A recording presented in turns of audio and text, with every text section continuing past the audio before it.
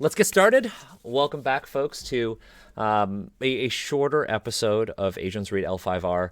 I'm feeling a bit under the weather today, but I wanted to do this stream because honestly, I really wanted to hang out with you folks. I mean, I miss Monty. Monty can't be here, but I took like a 2-hour nap, and I was like, I'm gonna chat with these amazing people, and we're gonna talk about L5R, and we're gonna be positive and constructive at the same time. I And must be with my clan. I must be with my clan, the Crab Clan. Only through the power of friendship can I free myself from the taint. Friendship equals Jake. Got it. Friends, give me your power. Give me your energy now to get this taint off of me. Honestly, I think by the end of this series, we should. I'm gonna commission. Actually, not even by the end. When we're done the clan section, I'm gonna go find an artist, an Asian artist, and I'm gonna commission a clan crest, and we're gonna find out what our clan's gonna be at the end of all of this. Maybe it's a shrimp clan. I don't know. The pizza clan? Who knows? I'm resisting the urge to say. I really had to resist the urge to say taint clan right there. But I said it anyway. Oh. Maybe it will be. You know what we should do? It should be, unless this is a lore thing, Sar. Maybe it should be the clan image should be of all of the clans as one, a chimera. A chimera. You can't. I mean, That seems very dishonorable. Is that dishonorable, or is that? That's like Asian fusion, Daniel. Like you're Asian fusioning the clans together. Listen, I just united all of Rokugan, and you just said it's Asian fusion. Go back to wherever we're gonna learn more about the Lion Clan, but I'll go back to outside of the wall. Yes, I will go to the Shadowlands. Go to the Shadowlands. I will go to not India. Yes, go to not India, exactly. But yeah, we're back. Thank you, folks, for joining us for this beautiful Friday. We're going to continue reading L5R, the core rulebook. I want to frame, as usual, how the stream is structured. We have a very, very diverse cast with us. We have super fans, we have new fans, we have TTRPG, seasoned veterans, and then we have TTRPG newbies. And then we have Emma. Look, Emma, let's be honest. Like within the past month, you have actually become a working member of the TTRPG industry. You've worked on like one project, and you might be working on a second one. Yeah, maybe. So like, look, everybody's opinion matters, and that's why we've assembled this group.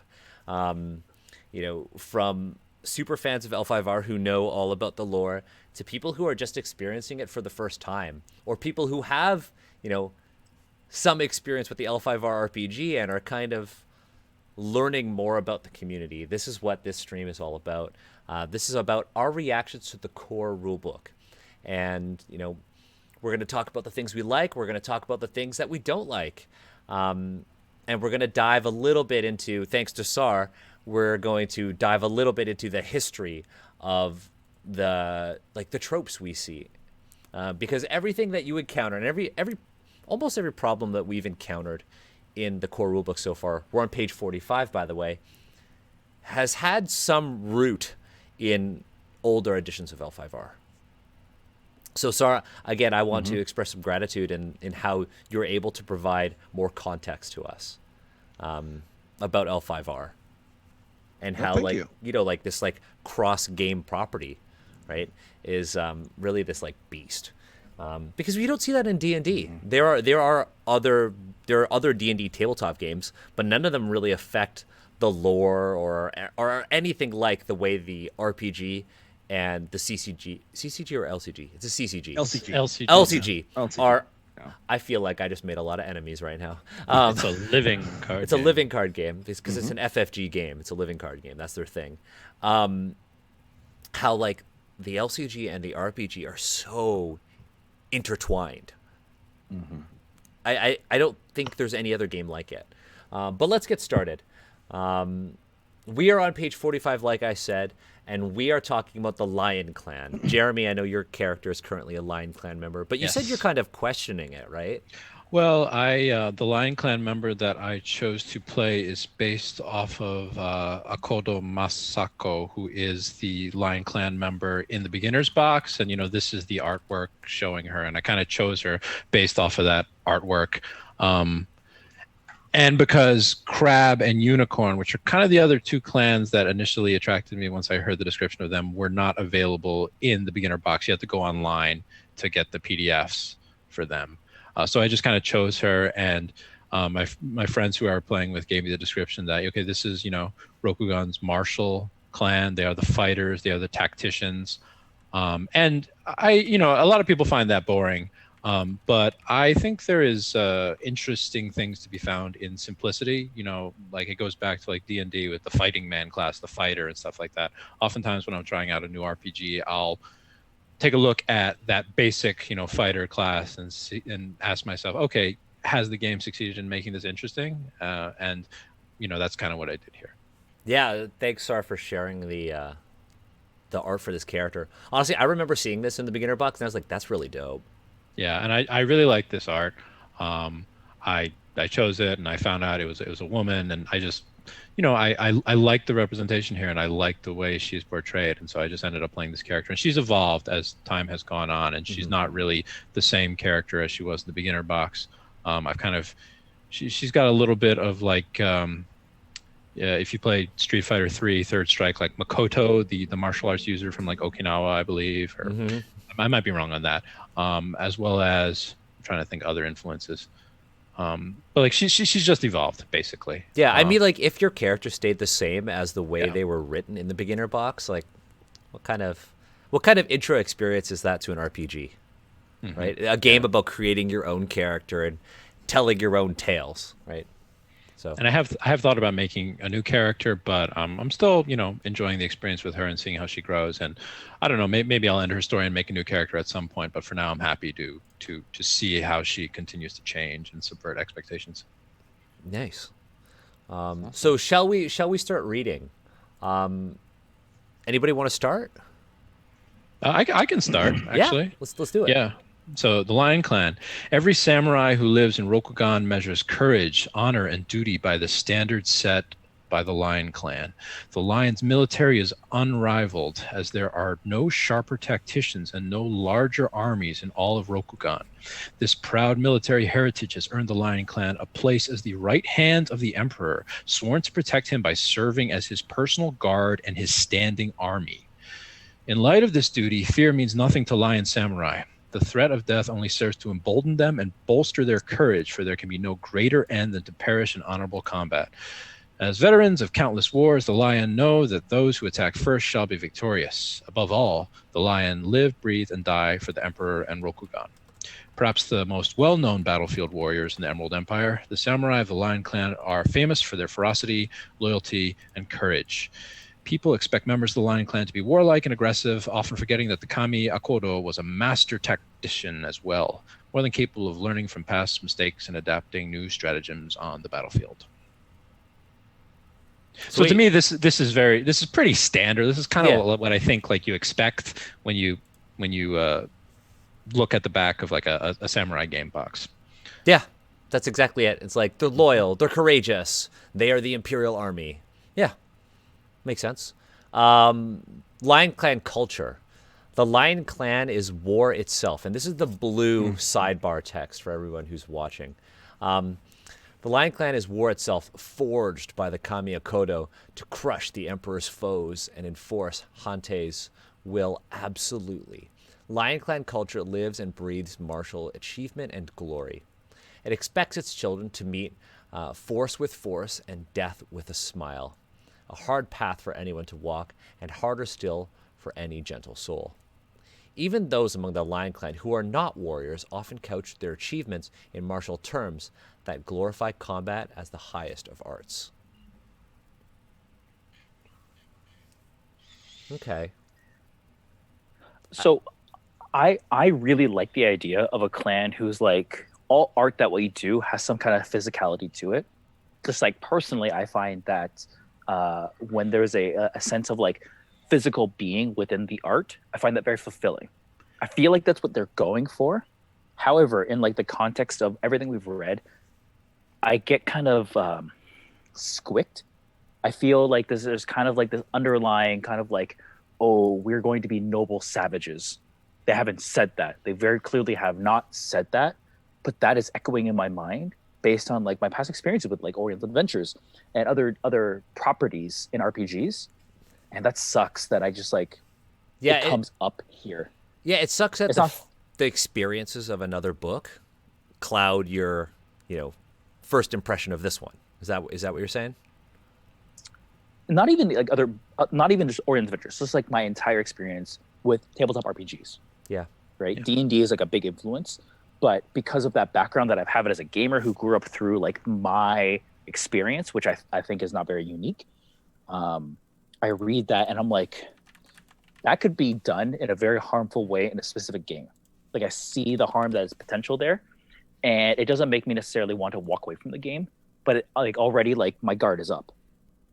And I think if this game were not about Japanese culture, which is often lionized, no pun intended, by Westerners, if it were about indigenous people somewhere, Native Americans, something like that, and there was like a clan like this in this language, then I would definitely those alerts would shoot off in my head as well. So let's do something we've never done on this particular stream, and let's compare how they've depicted this samurai, because I think we're all in a agreement that the Lion Clan is very much like, if there was going to be like a fighty samurai group faction, it's the Lion Clan, right? Like they're all about courage, they're all about martial skill, tactics. I personally don't get the the sort of the savage vibe here, but let's compare it to how the samurai are actually depicted in D&D. So I went on D&D Beyond and I just looked up samurai because they are a subclass, right? And this is what they have. The samurai is a fighter who draws on an implacable fighting spirit to overcome enemies. A samurai's resolve is nearly unbreakable, and the enemies in a samurai's path have two choices: yield or die fighting. What's better to you? Right? I think it's pretty obvious. I think D&D has, one way of depicting the samurai, and that's this unstoppable fighter who's going to kill everyone. Right? Which is how the game is, how you play is how you're encouraged to play a samurai based off of like the rules in Xanathar's Guide to Everything. You become like this tank. You get like temporary hit points when you wade into. I mean, it's okay. Like I've never gotten a chance to really experiment with that. It's all about fighting that much, but yeah. But we see here in L5R that you could be this fighty samurai character. And I guess this is a compliment I'm going to give to L5R. You could be this fighty samurai character, but the game still encourages you to roleplay. And even this blue sidebar text, they say that even those among the Lion Clan who are not warriors, they still, interact with that warrior culture. They still interact with that martial culture, which I think is interesting, because what they could have done is said like people who aren't fighters in the Lion Clan are seen as weaker. Right? Instead, that what they said is those who aren't Lion Clan warriors still interpret their clan culture within the context of what they do, which I think is interesting. Yeah. And one thing you're going to see is when we talk about the families, particularly the Ikoma and the Kitsu family. Those are the quote-unquote non-warrior families of the lion. The Kitsu being more of the Shugenja family, and the Ikoma being the courtier family. But the Ikoma is also known as storytellers, and yeah, but their stories, of course, what's a better story than war stories? Yeah. And then, of course, there's that red text, and most of it is just like, why does it have to be there? Feels like filler. I do like the bit, though, where they said you can identify and know the proper purposes of all Rokugani battlefield weapons, even if you are not personally proficient in their use. I really like that, because they could have gone and said all Lion Clan members are good with weapons, and that's basically the same thing as saying all Asians know kung fu, right? But instead, this one they're like, yeah, you come from a warrior clan, and there are soldiers pretty much everywhere, and you would recognize weapons, whether or not you'll be able to actually use them. I think these are really good steps. As a GM, I look at that and I'm like, wow, what a cool story I can tell of someone who has a weapon that traditionally is garbo, as far as the Lion Clan is concerned, but it has a lot of meaning behind it. Maybe it is very effective, or maybe it's not. But the fact of the matter is, it's very impactful in many, many ways. And we can talk about the tension between how this clan views a very specific piece of tooling versus how another clan talks about it, and how both are valid. And we could that's a cool story. I would 100% role play a character, or I would love to see a scene where I don't want to say samurai, but in L5 all the characters are samurai. One samurai looking down on a weapon, and a Lion Clan, the weapon of, say, a commoner or a common soldier, I guess a bushi in this game, and then a Lion Clan member coming in and be like, no, every weapon has value. Because that's what I would do as a Lion Clan. I did something like that, actually, because my character took the passion armament, where she knows the name, or at least how to use any weapon and armor unless it's outside of the Emerald Empire. And so we had a whole thing where we were interacting with Unicorn Clan members and Dragon Clan members and talking about weapons, and my character was able to kind of guess at the usages of various weapons within Rokugan, except when it came to we went to this whole big discussion about shields, and then went into this whole thing about how shields are only did not exist in Japan, and so on and so forth. But it was an interesting discussion. Yeah. What I like is that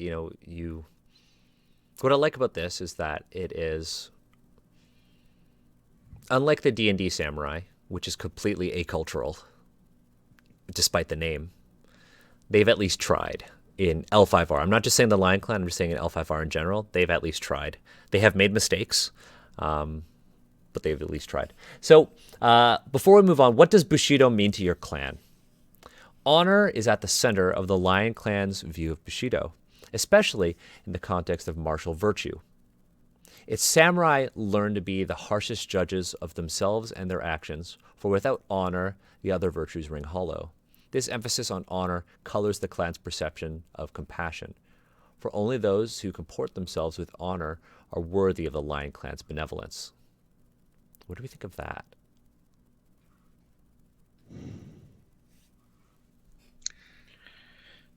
So, I mean, when I first started playing as a Lion Clan member, I was basically encouraged by the other people at the table to constantly accuse the Crane for having no honor and stuff like that, and that was kind of it did create some interesting tensions at the table within the game, but it felt a bit fake to me. I don't particularly like this whole honor is at the center of the Lion Clan's view of Bushido. And then what I did with my character is that I had her start questioning why was I taught to be so fixated on honor? Because she ended up working, she ended up having a crush on a Dragon Clan member. She ended up working with a member of the Unicorn Clan, and honor to her gained a new meaning. And she consistently lost armor in Slow Tide Harbor when she had to work with gaijin drug dealers, which is one of the early adventures. And so, yeah, I think this is where they're like, we got to bring in that honor stereotype. Yeah, but the thing is, okay, so you were saying something, or you mentioned something earlier that the lion and the crane, obviously the lion and the crane don't get along. They are fighting they're always fighting a war. It's kind of like the joke, when is France and England not at war? When is the lion and the crane not at war? The crane. So the lion's view of the crane is that they're just gluttonous. They're just gluttons. They just consume everything, and they don't care about anybody else. They consume, get rich on themselves, make pretty art that serves absolutely no purpose, and they're basically just that's the lion's biggest issue with the crane. It's not that the crane simply they believe the crane has honor.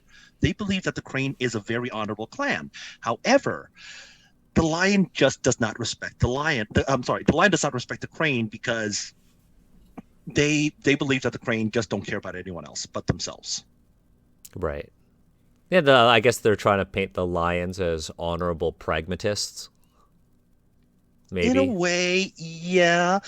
But you got to understand, and when we talk about Akodo Totori, you're going to see how honor completely can destroy him, can destroy a man, So can absolutely destroy a man. speaking of Akodo, and let's actually go to the Lion Clan families. Mm-hmm. This is the family that my character is a member of. Right, because your character's Akodo Masako. Akodo, right? Masako, yes. Yeah. So the Akodo family, so they are command, government, 5 Koku, 44 glory. Okay. You want me to read it? Oh yeah, go ahead. Yeah, Okay. this is your character's family, so why not? sure. The Akodo are the master strategists and tacticians of the empire.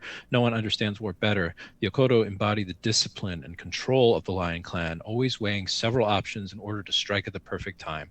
They are warrior scholars seeking to understand war and battle in all its complexity. No part of the martial disciplines is too small for their study, and no part too large to evade their understanding. No army led by an Akodo has ever known defeat is a well-known adage, and no Akodo will allow it to become untrue.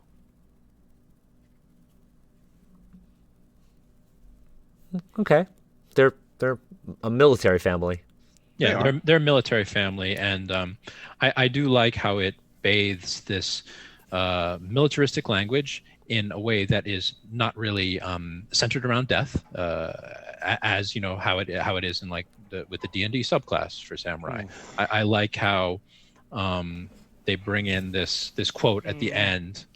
And I know Sarah's going to say something right now. Go ahead, Sarah. Yeah, I'm just cringing because you said it's not all about death, but then I have to tell you about the Akodo Death Seekers later. Okay. Oh, that's okay. There you go. See, there you go. Well, Ew. I like how you raised your hand like you're in class. And you just And Sarah's like, I'm so sorry, I'm gonna ruin this.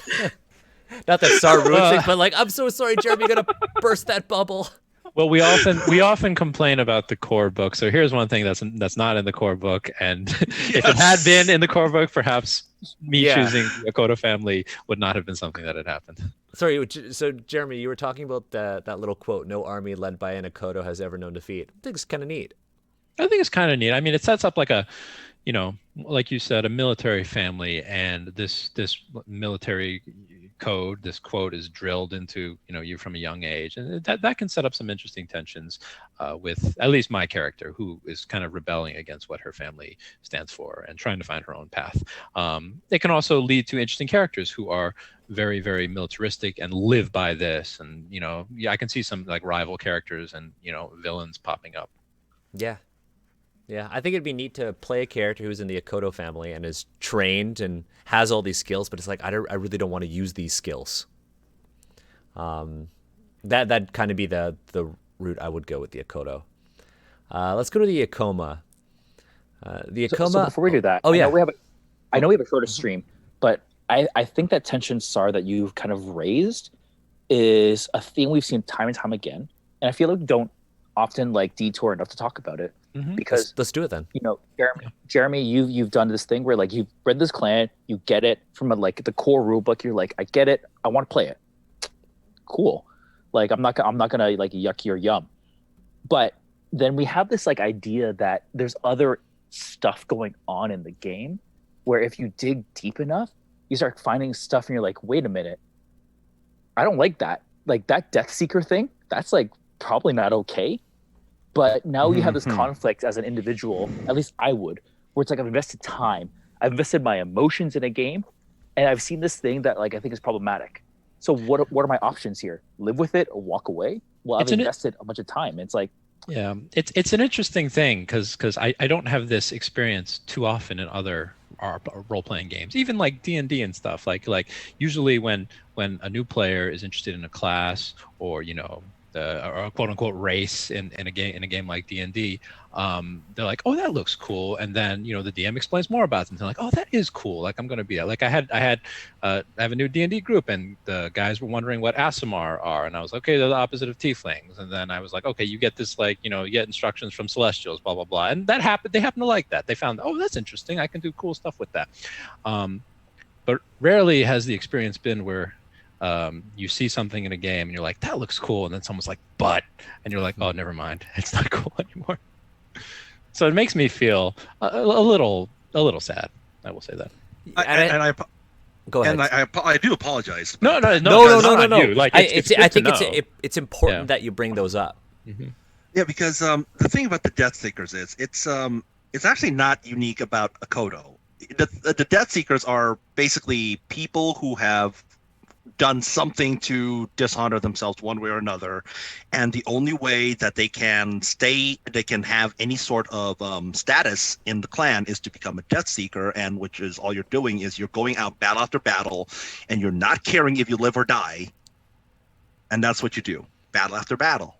They're the berserkers, right? Sort of. Basically the berserkers. Here's the funny thing. The Akodo Death Seekers did exist back in the CCG era. They and there's a whole story of why the Akodo Death Seekers exist. But the Death Seekers actually originated with the Matsu family, and the Matsu family are a matriarchal family, and most Matsu Death Seekers are women. Interesting. So, What book is that in? Because the chat is asking. Matsu the Death Seeker, Death Seeker? or just Death Seekers. Death Seekers, it's flat out in all of LCG lore. You look at Matsu. Matsu. Okay, so this Mitsuko. is like. So is it in the RPG? Probably somewhere. Probably. Let me see if there is a new Lion book scheduled. There is to a come out new Lion book coming. soon. Oh, I mean, the Matsu Berserker School is right there. It's in this book, Matsu Berserker School. But do they mention Death Seeker? They don't mention the. They don't phrase mention Death Seeker, do they? They don't. But Okay. it is. It Death Seekers are in lore right now. So Okay. this is one of those things where I saw this come up in the chat, and I was waiting for an opportunity to bring it up. And somebody said, well, isn't the solution here to just divorce the LCG from the RPG entirely? You can't. You absolutely cannot. So why do you think that? A lot of RPG players play the LCG. A lot of LCG players play the RPG. They want a connected story between the two. I'm one of those players that do play an LCG Yeah, and the you RPG. do both. And I'll echo that because, Ravnica and Dungeons and Dragons, because oftentimes we talk about like the frame of that because it's such a monolith.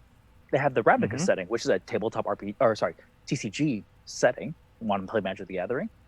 They are so closely connected, and they are feeding into each other because, and this is very clear from what I see from the cards. Ravnica used to be kind of like, oh, every house is kind of like, everyone is the bad guy in one respect. But the RPG has flipped it, where every house kind of is the good guy, because who wants to play the bad guy, right? And that feeding and that loop cycle has had a profound effect on the TCG and the RPG. To say otherwise, I think, is a little disingenuous, to be quite honest. Yeah. I mean, once again, I think Fantasy Flight has created a difficult situation for themselves. They need to balance a living card game with a role-playing game. And, L5R has existed in card game format for a while now, but now you have the lore of the LCG morphing based on the actions of winning players and so on and so forth. And the RPG it kind of comes a little bit secondary. I think, a large portion of their sales are meant for those LCG players that want deeper stories based off of the shifts that they've created in like tournaments and stuff. And I completely see how that is a huge draw for a big portion of the L5R community. To me, I do not really I can appreciate card games, but I'm not a competitive person. I will never get really deep into like Magic or L5R or anything that's like competitive one-on-one card game. So for me, once again, it's a bit of a wall, because I want to play this game because I love RPGs, but there is a lot of lore that's being manipulated by, card game victories that I kind of need to be wary of if I want to play real Rokugan. Yeah, that's if you want to play in this world with the existing state of it. And I don't think I do. I would probably just Me take too. the stuff that I like from this and not play real Rokugan only with other people that are also keen on not playing in real Rokugan. But I can see how that would be, definitely not someone's cup of tea if they're really into the LCG. Yeah, I just want to take certain aspects of this. Honestly, I kind of want to play L5R, but only on the wall with the Shadowlands because I think that actually sounds kind of cool. Yeah, same. I'd play Resident Evil, Biohazard. Resident Evil L5R, yeah. Or I'd Just have play a Crane Clan guy like walking around and then doing like a tank control turn. Yeah. And walking up against the wall. Like, or like honestly, like the idea of like Law and Order Rokugan, I think is pretty intriguing. But again, that's not the way L5R is written to be played, in how it exists in the FFG sort of product space. But Not anyways, in this book. and not in this book. So the Ikoma family. The Ikoma are the finest storytellers in the Empire. Their proud voices extol the virtues of Bushido and thus the Lion Clan. They serve as the memory not only of the Lion Clan, but of the Empire as a whole. No fact is considered historical truth if it is not part of the Ikoma histories. The Ikoma courtiers are the expressive face of the lion. Their bards openly show the emotion lion samurai must hide. Boasts, tears, and stories are the tools that the Ikoma use to advance the lion in the courts. So I immediately have a question. I want to look it up. But in a previous stream when we did the Dragon Clan, you mentioned that there were members of the Dragon Clan who are basically like historians. The whole clan is supposed to be the historian. Yeah, of Rokugan. from the mountains, looking down From upon the everyone. mountain, looking down on everybody. So yeah. then I'm curious now in the lore how the Ikoma family and then the entire Dragon Clan's existence.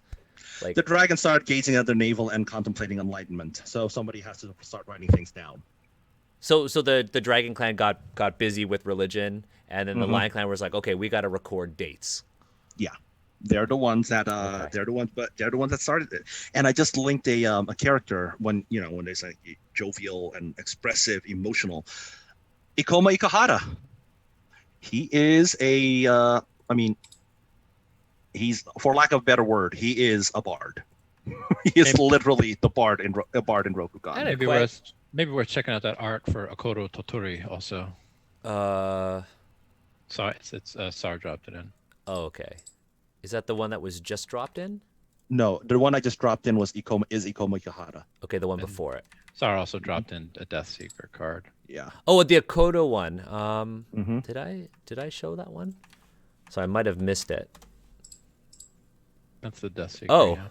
Yeah, that's the Death Seeker. So I showed the Death Seeker, and then I just put in.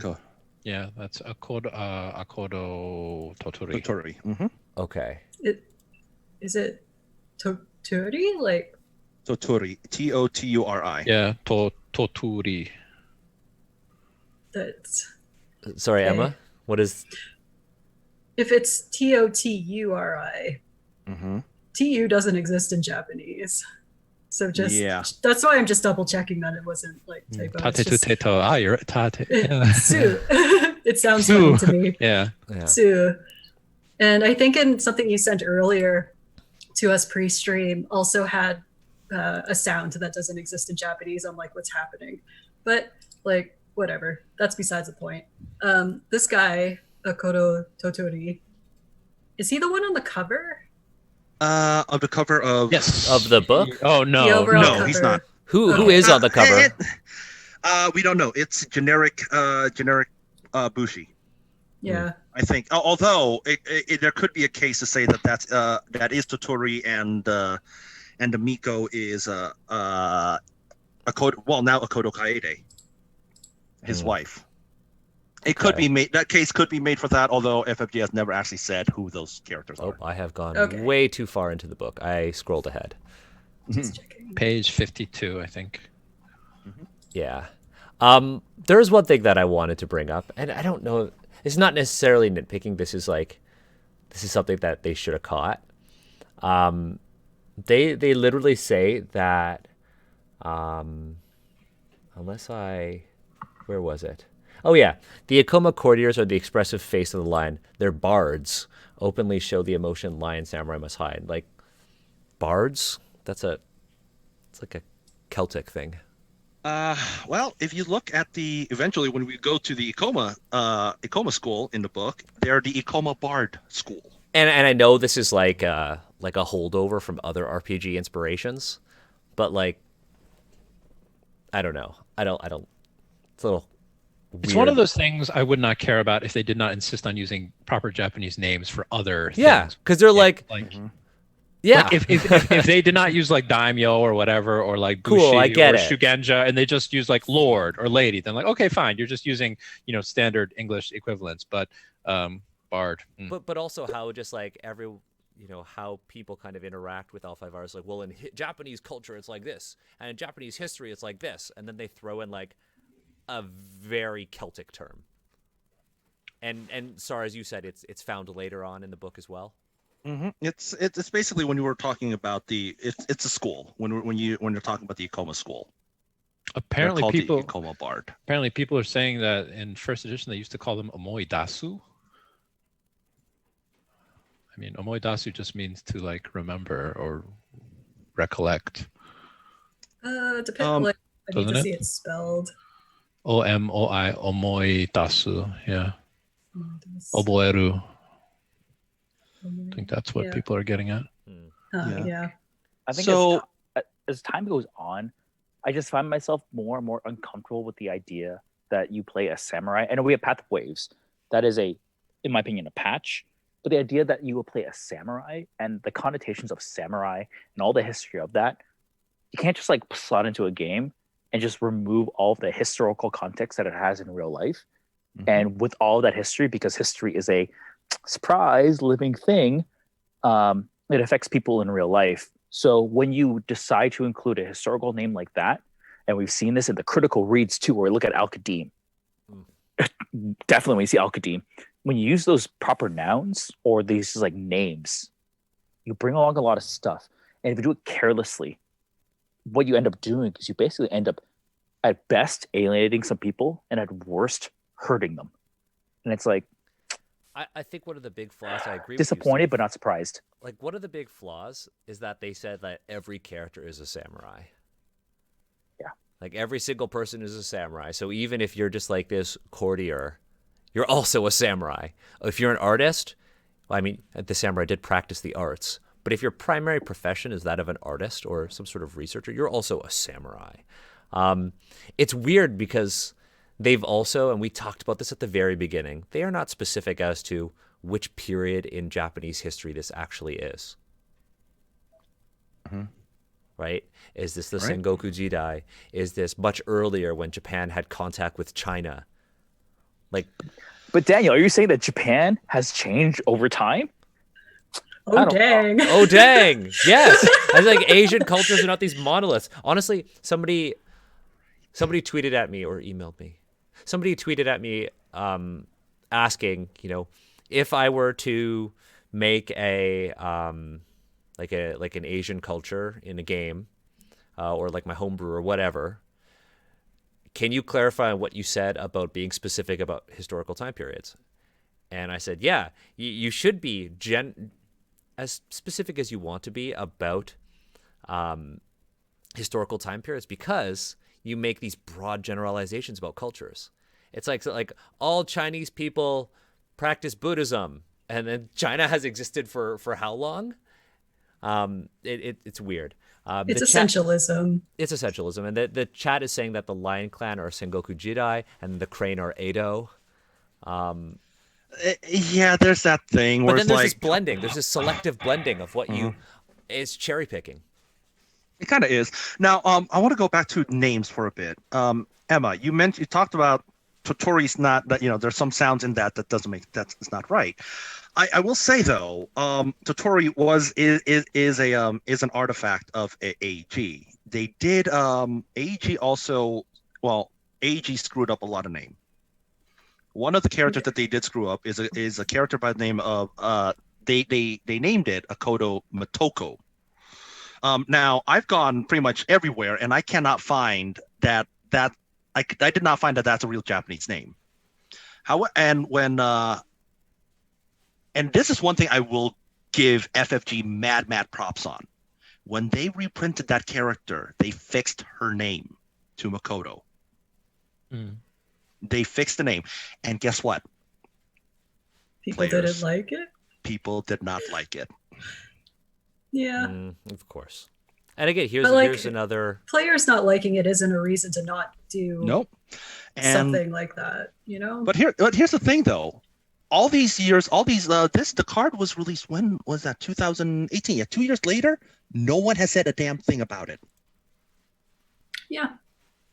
I feel like Daniel is very qualified to talk about what we call the old guard, but that is probably outside of the scope of today's stream. Yeah, that's just let's listen to the latest episode of the podcast. I'll actually link that. If one of you wants to read the Kitsu. I'll go. Okay, yeah, go ahead. All right, the Kitsu. 1 void, 1 water, meditation and theology, 40 glory, and 4 koku starting wealth. All samurais venerate their ancestors, but the Kitsu bloodline, which mingled with otherworldly beings, I'll get there later, produce members who can part the veil to speak with them. The Kitsu are known for being traditional and conservative, even among the lion. All Kitsu answer to the ancestors. Those without the talent to speak to spirit keep genealogies, tend to the tombs and shrines, and otherwise honor the noble dead. So here's one thing about a Kitsu Genpuku that they don't say in this book, but it's pretty well known about the Kitsu. Their Genpuku is they have to recite the names of all their ancestors, starting with their parents and going to the Ikoma without any errors. That is their Genpuku. That's how they quote unquote grow up. And you remember that thing which mingled with otherworldly beings? Yeah, the Kitsu originally were lion people. I'm gonna go ahead and pull. I got a picture of them. That here. explains. Like dragon people? Lion that- people. lion. Like That- lions. Like dragon people. Here, here. This is a Kitsu. This is called Kitsu Warrior. This is art from the current yeah. LCG. They look like the in the in Theros magic. Magic in D&D, the Lionin or whatever they're called. Grr. That's not it. I'm glad I searched that instead of said it out loud. Yeah. So what happened was Leonin. Akodo, the founder of the Lion Clan, ran into the Kitsu and thought that they were evil because he just finished this war against Fuling, right? And was like, these people must be agents of Fuling. So he basically committed genocide. Thundercats. If people are saying Thundercats in the chat, I love it. Thundercats L5R. I love it. That's great. But yeah, but also genocide. But also genocide. Who would Mumra be? Is there a Mumra equivalent we can work with? Okay, let's go Gotta back to be this. one. So let's go back to this genocide thing. So is this an RPG thing or it's Rokugani history. Okay. See, that's the thing. It's like, are the players compelled to know or even use that? My thing is, when I read which mingled with otherworldly beings, that's immediately going to pop a question in my head. Wait, what otherworldly beings? Right? So Inquisitive Czar is going to go online and look up and Google Kitsu family L5R. And I'm going to be flooded with everything that comes at me that's from about the Kitsu family and has L5R, including the genocide part. Yeah. And then if I was in that position, I'd be like, close window. I'm not using that. I know. I gotta say though, like Emma? this depiction of a lion man, that's kind of how I picture every time we're talking about any clan, is that they're just anthropomorphic versions of. There's just one tiny little scorpion being like, guys, I'm gonna get you. Yeah. Anthropomorphic L5R where the crab clan are actually crabs. That's what I just keep picturing. Is the crab, everyone's their the crab actual clan, animal? Well, the crab clan is just that meme. It's just that meme with that crab with the knife. It's the crab with the knife. With the knife on the wall. Yeah. Yeah. Anyways, let's stay on track because we're not going to be streaming for that long today. Okay. Because also Steve's at the cottage, and I want Steve to be like. There's a fire behind. There's a bonfire in the background. I see a fire back there. Is that in that frame? Yeah, Is there it a fire there? Yeah. The stream can't see it, but we can. Okay, so I'm gonna be honest with you. I can tend Oh, the wait. fire better. But But be that as it may, let's finish this up so I can go make that Yeah. a really nice bonfire. Yeah, because we want you to enjoy that. So let's go to the Matsu. The Matsu are the courageous, implacable heart of the lion. As the largest family in the empire, the Matsu fill the ranks of vast lion armies. Founded by Lady Matsu, one of the greatest of all samurai in the early empire, they retain many matriarchal traditions in her honor, including several elite military units that are exclusively female. The Matsu exemplify the harsh militarism of Bushido. I love how they constantly change what they mean by Bushido in this game. Like in one time it's like a religion, and other times it's like a military doctrine, and now Steve has a dog. Yeah, I'm a little distracted. Due to their numbers, they are the lion most well known in popular culture. It's an odd choice. Rokugani popular culture. Rokugani pop culture. It's just like, people in Rokugan playing. Posters of the Matsu family on their wall. Pro clan members. It's like in Legend of Korra. Fiery, honorable, unrelenting. While the stereotype of the lion exaggerates these traits, they are all part of the Matsu character. So it's like, while there are stereotypes about samurai, they're actually true with this family. I feel like none of these families have entirely broken from what would be the stereotypical lion clan. Well, I think the Thundercat family, I mean, kind of breaks from it slightly. But they're actual lions. Yeah, they're actual lions. They break from it by being actual lions. But yeah. I mean, I think these clans are all very standard. Like it's standard samurai stereotypes. I think people could probably easily call them boring, just like how we called the Crane clan, and I would not really disagree with that. Mm-hmm. I haven't had a lot to say because of that. They're just samurai to me. Well, let me show you this. I don't think I showed a Kitsu when we were talking about the Kitsu family, but I didn't show what a modern Kitsu looks like, and this is what a modern Kitsu looks like. The second one, not the first one. The second link I sent, not the. While we're looking at this art, I gotta ask, like, Emma, as an anthropologist, do you feel like it's lazy when they're like, they have many matriarchal traditions, and then they just say there's an elite military unit that's like all women? It's like they could have put something way more thoughtful in there and more depth. Instead, they were like, yes, matriarchal traditions. We have a military unit, and it's exclusively female. And it kind of clashes with what I know of Matriarchy? societies, Exactly. where Exactly.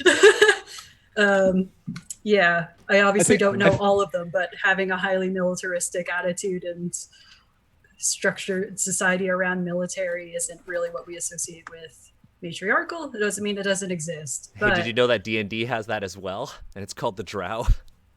I feel like it's a very easy way for often male game developers to be like, we have women in our game and they're badass.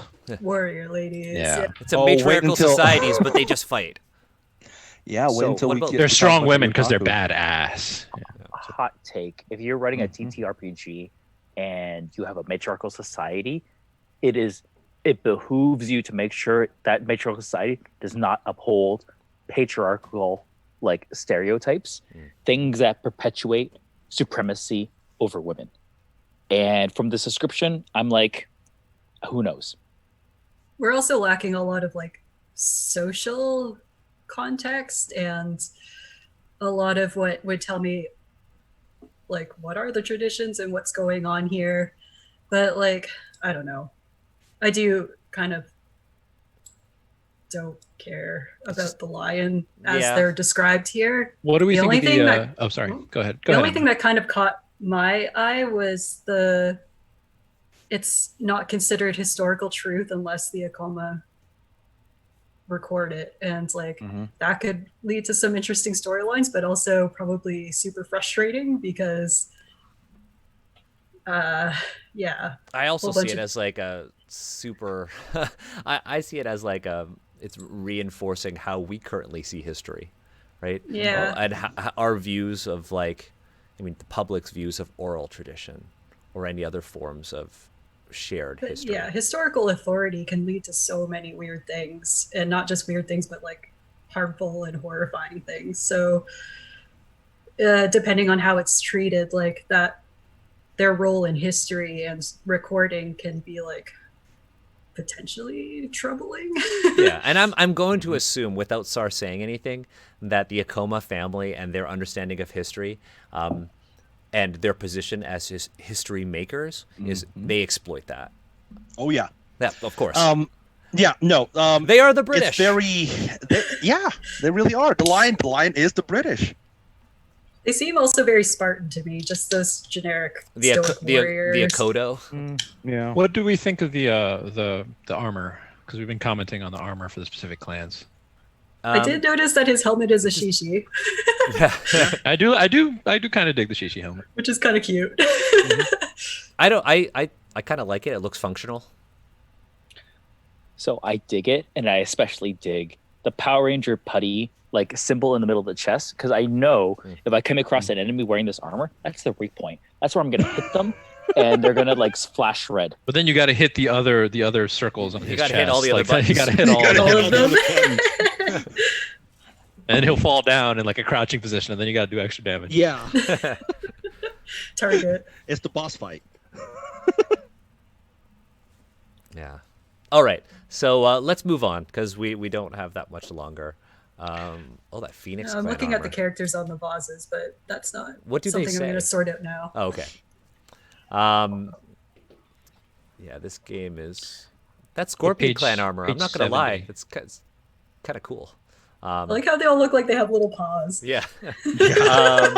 Page 70. Thank you, Yeah. Jeremy. I can read it.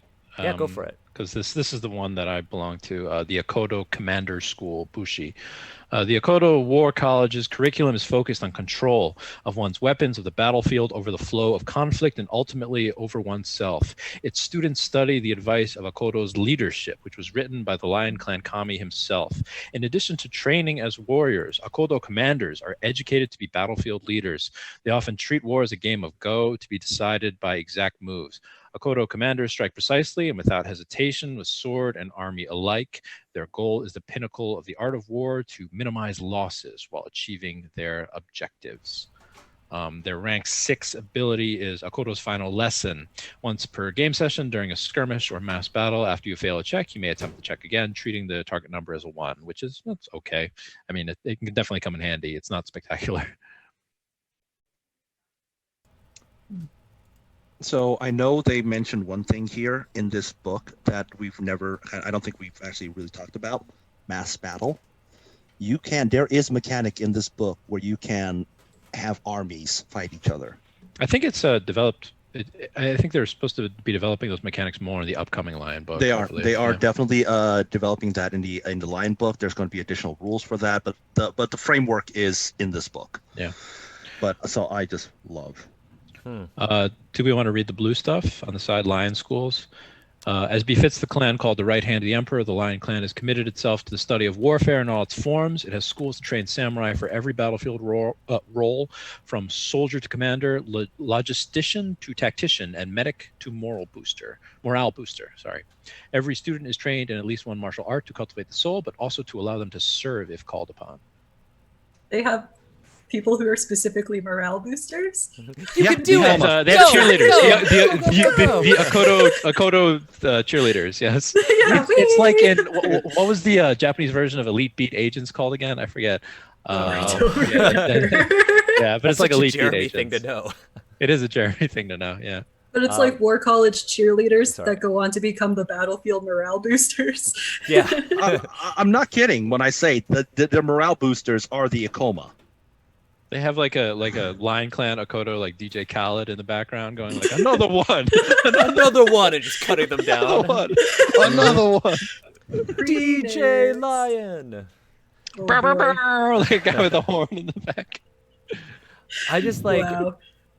for me it's just like that bard thing. I just like they're like Ikoma bard school. It just bothers me. And that's my one nitpicking of the stream. Now we do need to hurry up because we're on a timeline. Steve's laptop will die in 10 minutes. Okay. Whoa, I'll go ahead and dang. read this. In the end, after trials, sacrifices, and death, all that truly remains of a samurai is their story. The Ikoma Bard School trains its students as historians, bards, and tale spinners, not just to preserve the stories of old, but to inspire the warriors of the Lion Clan to equal and exceed the achievement of their ancient ancestors. Ikoma bards are no less warlike than other scions of the Lion Clan. However, their most important duty lies in supporting each lion's drive to seize glory no matter the danger, and to fight against any odds with the confidence that no hero will die unsung.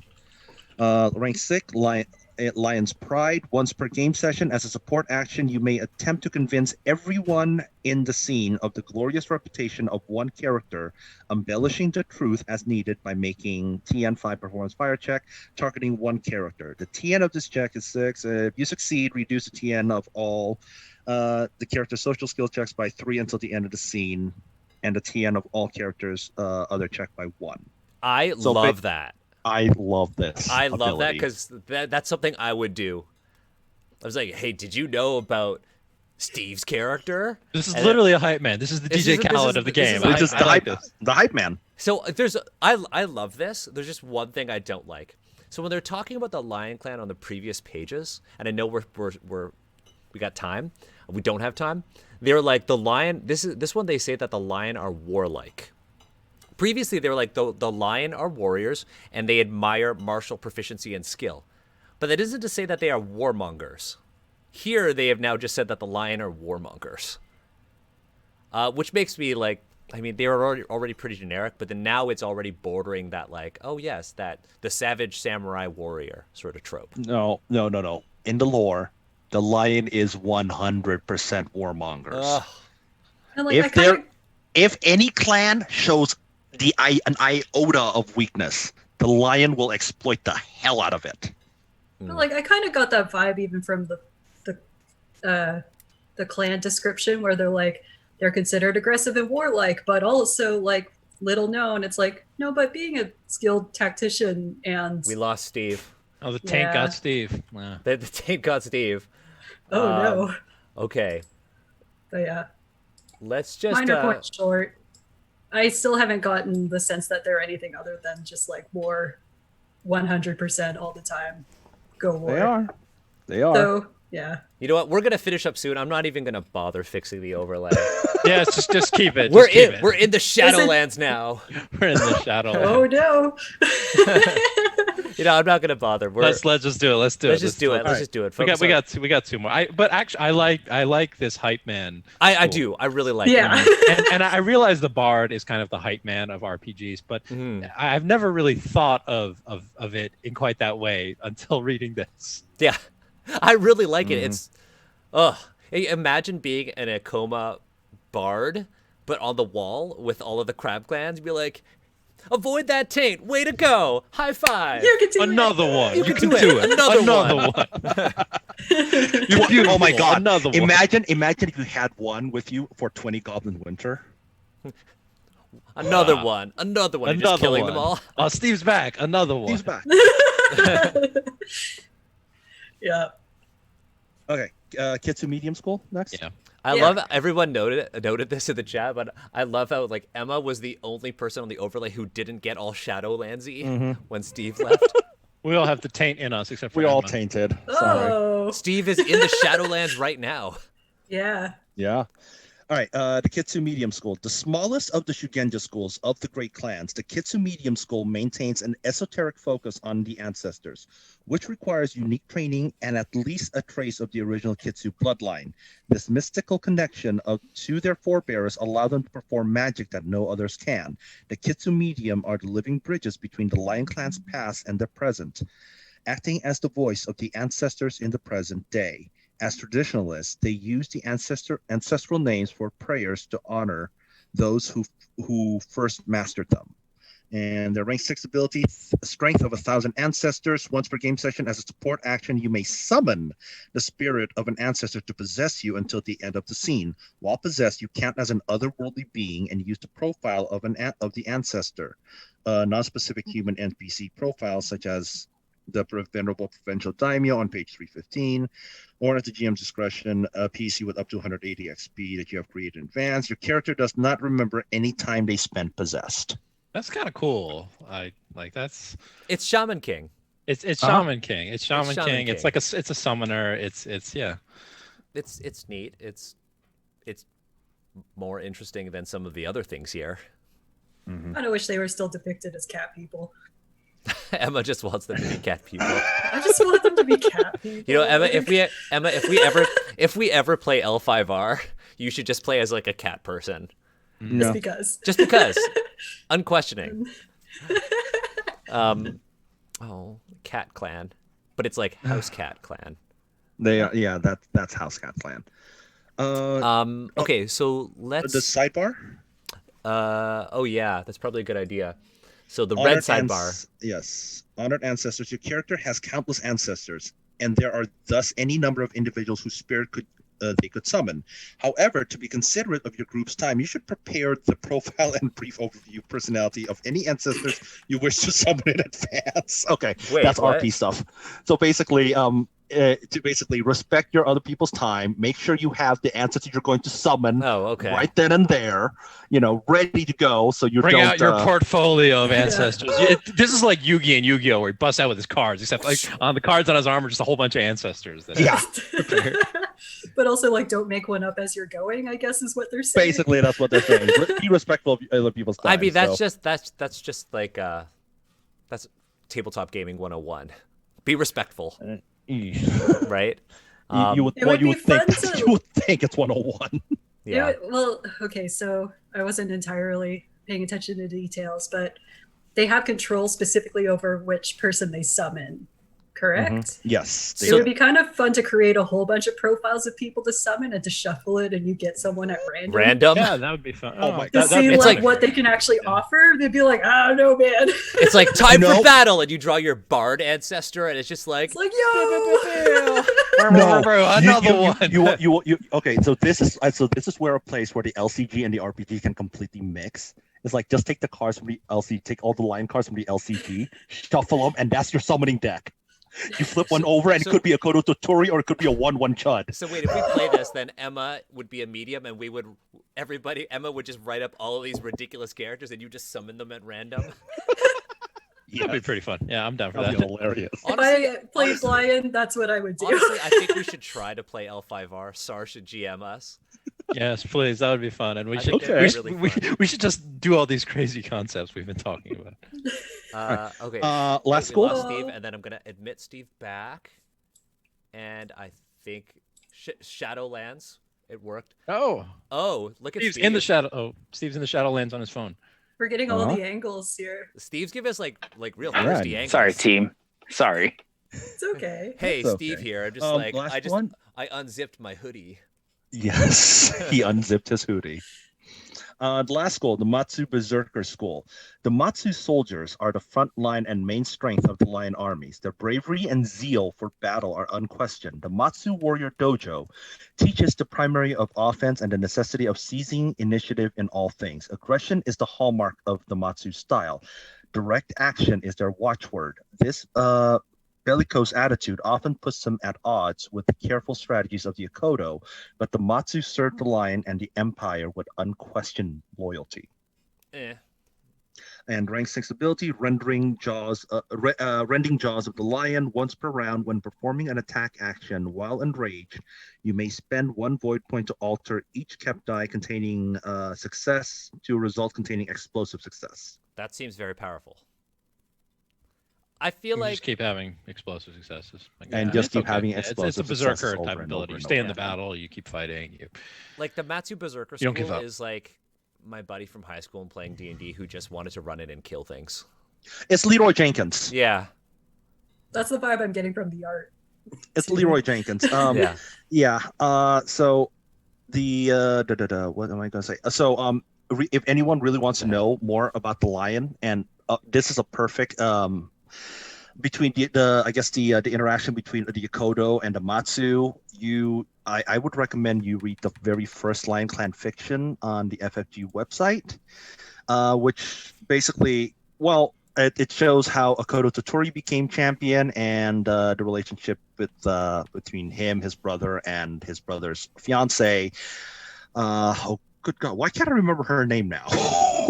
It's Matsu something. That it's okay. It's okay. Yeah, I wouldn't know anyway, so it's Yeah, okay. you could have said anything, and we would have been like, Would have been like, huh? Oh, no, okay. yeah, no. sounds good. Okay, so we've gone through the Lion Clan. I know Steve's got to go. Steve, you got to enjoy your time at the cottage. Verdict. I've dialed in via phone for our Zoom call just so I could like get to the end of this. So just like, so you know. Commitment. respect, committed. So I got to say, like, verdict on the Lion Clan. I mean, if I had, if some of the other clans had been in the beginner box, I probably would not have picked the Lion Clan. I mean, I think they, if you, I think they kind of, I guess they sort of do what you expect a samurai game to kind of have as a baseline. And if I'm gonna say anything about them, that it's that really. I mean, they're okay. I like my Lion Clan character. I like who I've created right there and there. Mm-hmm. But I don't, once again, she sort of defies the traditions that the Lion Clan is known for. So I think they're standard. Honestly, in many ways, I feel like the Lion Clan, if they had gotten rid of all of the other clans or restructured how like your classes worked in the game, and they just made everything lion, there's the samurai game we would expect of. There's a samurai game, yeah. That's a samurai game. Yeah. Right. And I think I've established that I'd only play it if I could be irreverent. Yeah. Well, I think we did find, the crazy ancestor summoning person that you could be, and that is a positive there, as well as the DJ Khaled, the DJ Khaled Thundercat, and I do like that. I like that too. But I would want to play one of those, but as a member of the Crab Clan, because I just want to, I just want to have some sort of like brass like horn that I shout through it at the top of the wall into the Shadowlands, hyping up all of the other rangers who are in there. And that's my character. As a lore question, actually, to Sar, would other clans ever serve on the wall or be involved in a skirmish on the wall? Oh yeah. Okay. So that could be the case. That's my character. There, yeah. that's my character. Crab Clan trained with the lion. What's that family called? With the You went to the college? I went to the Ikoma college to learn how to learn hype techniques. Here's the thing. I took it back to the wall to help with morale. Here's the thing. The Akodo War College, basically West Point. Okay. Okay. We'll see. But anyway, you're just the really hyped dude at West Point. Really hyped dude. Yeah, Lion Clan. Yeah, that's exactly it. Steve, what are your thoughts on Lion Clan from what you've seen? So it was really hard for me to talk about this during the stream because I've been having those connected issues. But I think there's a lot to dig into about the Kitsune clan and being and basically having relations with otherworldly beings. Mm-hmm. Sexuality and Asianness intersect in a very, very harmful way in most cases. And when you talk about Asians and sexuality in such a passing way, you have to be really careful, right? Generally, like Asian men are seen as very feminized, very desexualized, to which I try my best to like really get like away from. But when it comes to women, they tend to be hypersexualized, and that intersection can be very, very harmful. And the text does not address that, which I didn't expect it to, but at the same time, it should have. I suspect we might talk about this more extensively when we talk about the Scorpion. Especially as they are, I'm so afraid. Especially as they're depicted in like the 3rd edition D&D Oriental Adventures Handbook. Okay, so this is at the point where, like, Steve, I want you to enjoy that cottage. My partner just came home, so I want to spend some time with her. Does anybody have anything that they want to share? Got anything going on? We have Action Asians Represent announcement, so anybody got anything that they want to share? Any projects? I think because we this isn't a project that I'm currently involved in or anything, but I think it's important that we acknowledge the interesting things about L5R that we do like. And as I mentioned before, the Celestial Realms book for L5R came out today. That Wheel of Judgment book adventure that I talked about, where your characters start out dead and are making their way through hell, like that's the kind of L5R stuff that I'm personally interested in. Like I want. I'm finding out as I read more and more about the game that I'm really interested in kind of like the more fantastical sides of it that are kind of not as entrenched in, problematic tropes as some of the things that we've been reading, like with the Crane Clan, Dragon Clan, Lion Clan. That continues to be why I think Crab Clan resonates with us, because by being more fantastical, it somehow manages to avoid a lot of the explosions that can potentially go off in L5R. Now there is an example. I could be wrong though. Well, there is an example of how a fantastical take on Asia can also be problematic. Mm-hmm. And well, I mean, that's the World of Oriental Adventures, AD&D, right there. And if you want to know more about that, next Saturday is actually the first stream of a new monthly series we're doing. Emma is a part of it. We are going to be reading through all of Karatur, the Eastern Realms.